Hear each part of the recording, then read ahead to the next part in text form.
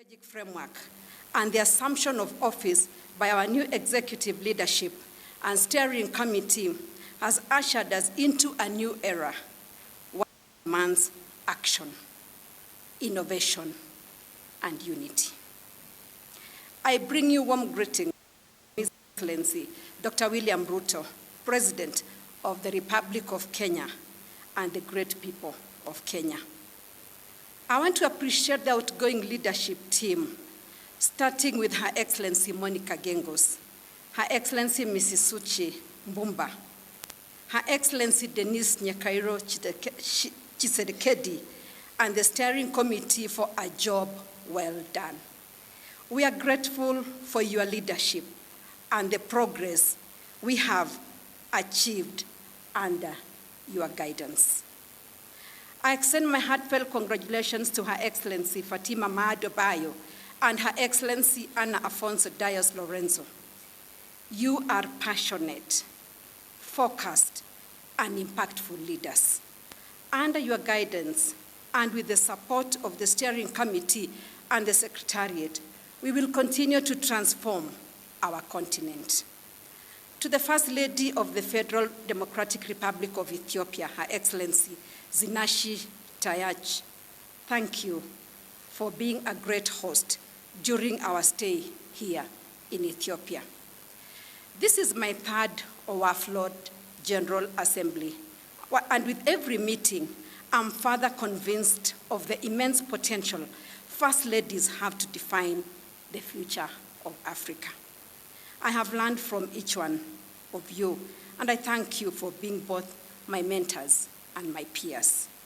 The past year has been one of a quantum leap, guided by the hashtag We Are Equal in Action campaign that we launched in September 2024. My focus has expanded to the heartbeat of every African woman. These are our children. Excellencies, my sisters from Africa. Having worked with women for the last 15 years, I have learned that the true joy of every mother is in the well-being of her children. I have started an initiative dubbed Feed One, End Hunger, that engages learners and communities to drive food security in Kenya. The initiative is built on three critical pillars: child provision, child participation, and child protection. I will take a few minutes to illustrate the work we are doing under each of the pillars. Child provision addresses hunger as a way to ensure that every child has access to education and in support of our government policy of 100% enrollment and retention. A mother's greatest joy is knowing that her children are well fed and that their future is secure through education. Yet, for millions of women in Africa, this remains an unfulfilled dream. According to the World Bank's Africa Pulse report, 7 in 10 children across our continent lack access to pre-primary education. Many 10-year-olds cannot read, limiting their ability to achieve their potential. At the core of this crisis is hunger. The hunger situation in our continent has been made worse by many factors, including climate change, geopolitics, and incidents of conflict. Kenya has taken bold steps to combat child hunger. We have set an ambitious goal to provide daily school meals to 10 million children by 2030. Currently, we are reaching 2.5 million, leaving a gap of 7.5 million children. The Feed One End Hunger initiative has a broad ambition to bridge the gap through the establishment of kitchen gardens in all public primary schools. Charity begins at home. The first kitchen garden was established at State House, Nairobi, benefiting over 500 households who receive free vegetables twice a week.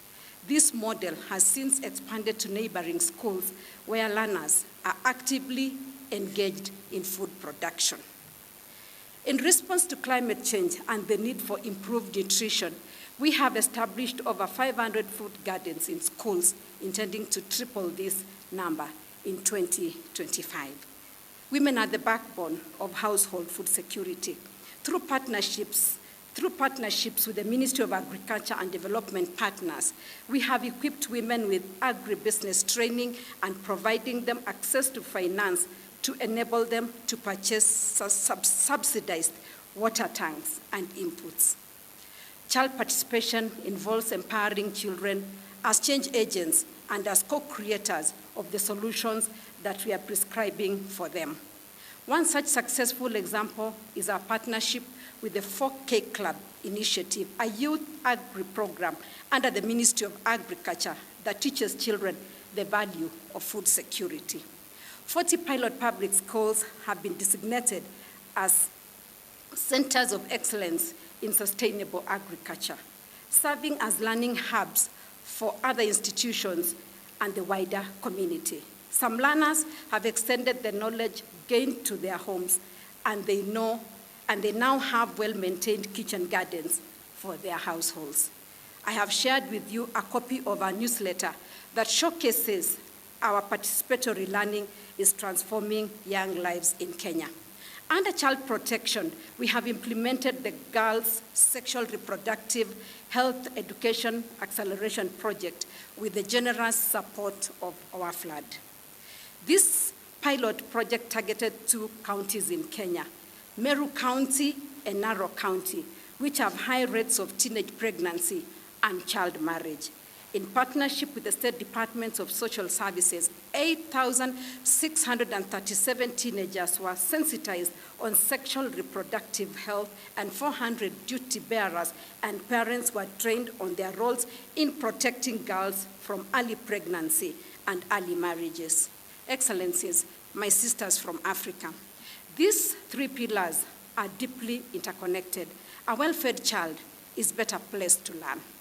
Through education, our children stand a better chance of breaking the cycle of poverty in their households. The United Nations Sustainable Development Goal 2 is about creating a world free of hunger by 2030, and one of the goals of Africa Union Agenda 2063 is for Africa to have healthy and well-nourished citizens.